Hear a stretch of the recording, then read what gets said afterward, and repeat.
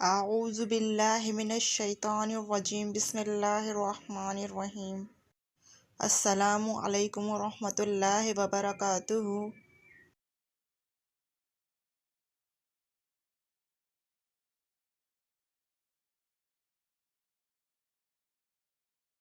آج کا ہمارا عنوان ہے رضیہ سلطان، تو آئیے چلتے ہیں ویڈیو کی جانب۔ رضیہ سلطان سن 1905 میں پیدا ہونے والی رضیہ ہندوستان میں خاندان علماء کے تیسرے سلطان شمس الدین التمش اور ترکان خاتون، جنہیں قطب بیگم کے نام سے بھی جانا جاتا ہے، کی بیٹی اور پہلے سلطان یعنی قطب الدین ایبک کی نواسی تھیں۔ جو ترکان خاتون ہیں، جنہیں قطب بیگم کہا جاتا ہے، وہ قطب الدین ایبک کی صاحبزادی تھیں۔ تو اس حساب سے رضیہ سلطان قطب الدین ایبک کی نواسی اور التمش کی بیٹی تھیں۔ تعلیمات: رضیہ نے عربی، فارسی اور ترکی زبانوں میں علوم تو سیکھے ہی، مگر لڑائی میں بھی مہارت حاصل کی۔ رضیہ کے والد التمش انہیں کاروبار حکومت چلانے کے گور بتاتے اور ان سے امور مملکت میں مشورہ بھی لیتے۔ التمش نے اپنے بڑے بیٹے اور بنگال میں اپنے نمائندے ناصر الدین محمود کو جانشینی کے لیے تیار کیا تھا، مگر 1229 میں ان کا انتقال ہو گیا۔ التمش نے بیٹی کو بیٹوں سے بہتر قرار دیا۔ مورخ منہاج السراج کے مطابق التمش کو اندازہ تھا کہ ان کے زندہ بچ جانے والے بیٹے عیش و عشرت میں مشغول ہیں اور ان کے بعد ریاستی امور نہیں سنبھال پائیں گے۔ وہ اپنی بیٹی کی انتظامی صلاحیت آزما چکے تھے، چنانچہ انہوں نے امور مملکت کی ذمہ داری رضیہ کے حوالے کرنے کا فیصلہ کیا۔ رضیہ کی نامزدگی: سن 1231 میں گوالیار کی مہم پر روانہ ہوتے ہوئے التمش نے اپنی بیٹی رضیہ کو دلی کا انتظام سونپا تھا۔ مورخ کے نظامی لکھتے ہیں کہ رضیہ نے یہ ذمہ داری اتنی اچھی طرح نبھائی کہ دلی واپس آنے پر التمش نے انہیں اپنا جانشین نامزد کرنے کا فیصلہ کیا۔ جب امراء نے اس فیصلے پر سوال اٹھایا کہ التمش کے وارث ان کے بیٹے ہیں، تو التمش نے انہیں جواب دیا کہ رضیہ ان کے بیٹوں سے زیادہ قابل ہیں۔ ہندوستان میں مسلم حکمرانی کی تاریخ فتویٰ السلاطین میں عبد الملک اسامی نے لکھا ہے کہ ایک مرتبہ التمش نے اپنے امراء سے کہا کہ جتنا میرے سارے بیٹوں کا حوصلہ اور دماغ ہے، اس سے کہیں بڑھ کر رضیہ علم و دانش، ہمت اور دلاوری سے بہرہ مند ہے۔ رکن الدین فیروز کی تخت نشینی: امرائے چہلگانی التمش کے بعد رضیہ کی حکمرانی پر متفق نہیں ہوئیں۔ امرائے چہلگانی 40 امراء کی وہ جماعت تھی جو خاص مشیر تھے۔ التمش ہر بات پر ان سے مشورہ کرتا تھا۔ یہ بہت خلاف تھے رضیہ کی تخت نشینی کی، اور ترکان شاہ جو اس کی سوتیلی ماں تھی وہ بھی اس کے خلاف تھی۔ وہ اپنے بیٹے کو رکن الدین فیروز کو ولی عہد دیکھنا چاہتی تھیں۔ نتیجہ یہ نکلا کہ 1236 میں رکن الدین ہی سلطان بنے، لیکن چند ہی مہینوں میں ثابت ہو گیا کہ حکومت چلانا ان کے بس کی بات نہیں، اور دراصل اقتدار ترکان شاہ کا ہے، جو اپنے بیٹے کے اقتدار کی راہ میں حائل ہر رکاوٹ کو ختم کرنے پر تلی ہوئی تھی۔ ماں بیٹے کے مظالم سے بالآخر ترکان چہلگانی بھی تنگ آ گئے۔ کے نظامی کے مطابق ان دونوں ماں اور بیٹے کا التمش کے بیٹے قطب الدین کو اندھا کرنا اور پھانسی دینا کئی امراء کی بغاوت کا باعث بنا۔ امراء کی بیزاری، یہاں تک کہ وزیر نظام الملک جنیدی بھی باغیوں میں شامل ہو گئے۔ نظامی لکھتے ہیں کہ رکن الدین نے جنیدی کے بیٹوں سمیت کئی اہم افسر، جنہوں نے رضیہ کو وارث قرار دینے کا فرمان جاری کیا تھا، قتل کروا دیے۔ ستیش چندر اپنی کتاب قرون وسطیٰ کا ہندوستان، سلطنت سے مغلوں تک میں لکھتے ہیں کہ رکن الدین نے خود کو لذت کے حصول میں مصروف کر لیا اور ریاست کے معاملات اپنی ماں پر چھوڑ دیے، مگر ترکان ایک ترک کنیز تھیں اور انہوں نے یہ موقع ان تمام لوگوں کے خلاف انتقام لینے کے لیے استعمال کیا جنہوں نے ماضی میں ان کی توہین کی تھی۔ یوں رکن الدین کی حکومت غیر مقبول ہو گئی اور رضیہ کے اقتدار کی راہ ہموار ہو گئی۔ رضیہ کو اقتدار کیسے ملا؟ جب رکن الدین نے باغیوں سے لڑنے کے لیے کوہرام کی طرف کوچ کیا تو ملکہ ترکان شاہ نے دلی میں رضیہ کو مارنے کا منصوبہ بھی بنایا تھا، مگر جمعہ کے اجتماع میں رضیہ کی تقریر کے بعد ایک ہجوم نے شاہی محل پر حملہ کر دیا اور ترکان شاہ کو حراست میں لے لیا۔ ترکان اور 7 ماہ سے کم عرصے تک حکمران رہنے والے ان کے بیٹے رکن الدین کو ایک ہی روز پھانسی دی گئی۔ وہی الزام۔ اپنے مخالف عناصر کا زور توڑنے کے لیے رضیہ نے غیر ترکوں کو آگے لانا شروع کر دیا۔ رضیہ نے حبشی غلام جمال الدین یاقوت کا امیر کے طور پر تقرر کیا تھا۔ ترک حلقے جو ویسے ہی عورت راج پر جلے بنے بیٹھے تھے، اب ایک سیاہ فام غلام کو بڑے عہدے پر دیکھ کر سخت ناراض ہونے لگے۔ انہوں نے افواہ پھیلا دی کہ رضیہ اصل میں یاقوت کو پسند کرتی ہیں۔ اس میں حقیقت کتنی تھی اور کتنا فسانہ، اس بارے میں یقین سے کچھ نہیں کہا جا سکتا۔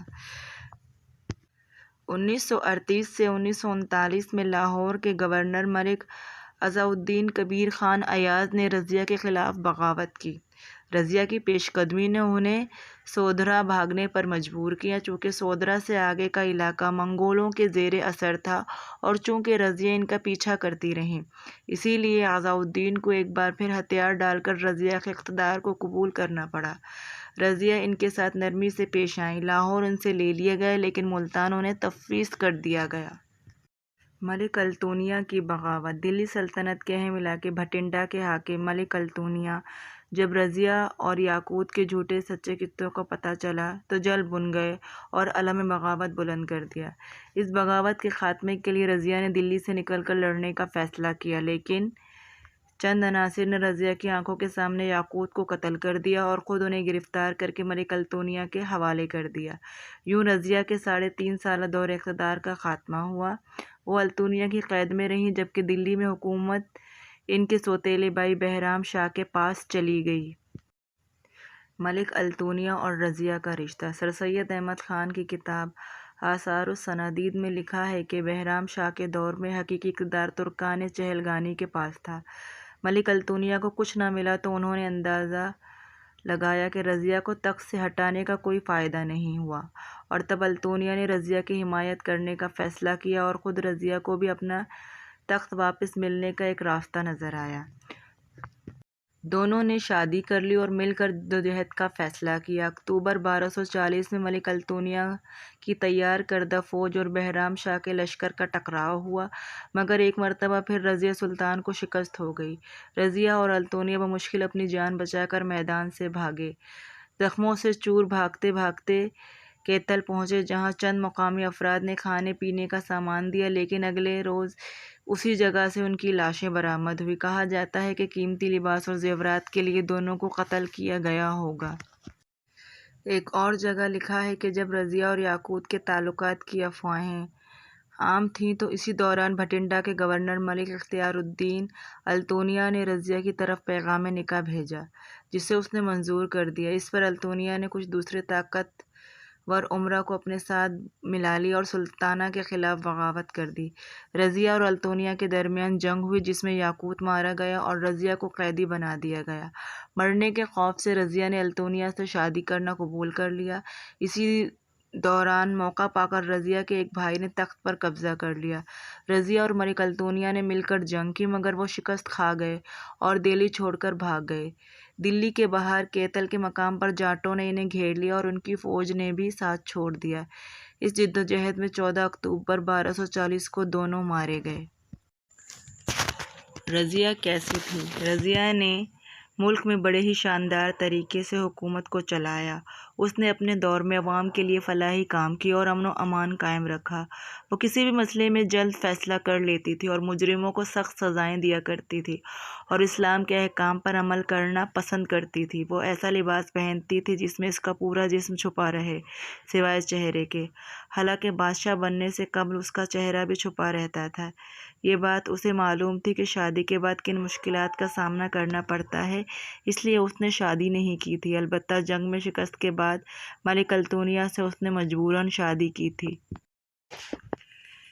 شہر شاہجہاں آباد میں بلبلی خانے کے محلے میں ترکمان دروازے کے پاس ایک ٹوٹی سی 4 دیواری اور پھوٹی سی قبر رضیہ سلطان بیگم بنت سلطان شمس الدین التمشکی ہے، جو خود بھی چند مدت تخت پر بیٹھیں۔ 638 ہجری بمطابق 1240 عیسوی معز الدین بہرام شاہ کے وقت میں قتل ہوئی اور جب یہ مقبرہ بنا، مگر اب بجز نشان کے کچھ اور نہیں۔ قبر تک پہنچنے کے لیے تنگ و تاریک گلیوں سے گزرنا پڑتا ہے اور آس پاس اس قدر غلاظت رہتی ہے کہ آنے والے ناک بند کرنے پر مجبور ہو جاتے ہیں۔ اس مختصر سے احاطے کے آس پاس اونچی اونچی عمارتیں ہیں اور لوگوں نے اپنے ایئر کنڈیشنز اور کولر اسی سمت میں لگا رکھے ہیں۔ تاریخ میں دلچسپی رکھنے والے اکا دکا لوگ ادھر آتے جاتے ہیں اور یہاں کی بدحالی دیکھ کر حیران رہ جاتے ہیں۔ تبصرہ: 14ویں صدی کے سیاح ابن بطوطہ نے لکھا ہے کہ رضیہ کا مقبرہ زیارت گاہ بن گیا۔ اس پر ایک گنبد بنایا گیا اور لوگ اس سے برکت مانگتے ہیں۔ محقق الیسا گابے کا لکھا ہے کہ رضیہ ایک ایسی عورت تھی کہ شاندار مثال ہے جو جدید اسلامی معاشرے سے پہلے کے دور میں کردار میں آئیں۔ رضیہ کے والد کے ان کی دانشمندی اور حکمرانی کی صلاحیتوں کو پہچاننے اور ان کی آبیاری کرنے اور جانشین بنانے اور ان کے تخت پر فائز ہونے کی راہ ہموار کی۔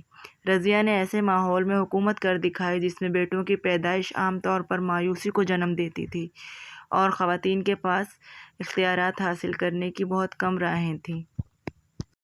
اگر آپ کو ہماری یہ ویڈیو اچھی لگے تو پلیز لائک، شیئر اور کمنٹ کرنا مت بھولیے گا اور ہماری مزید ویڈیوز دیکھنے کے لیے سبسکرائب کے بٹن پر کلک کیجیے۔ شکریہ۔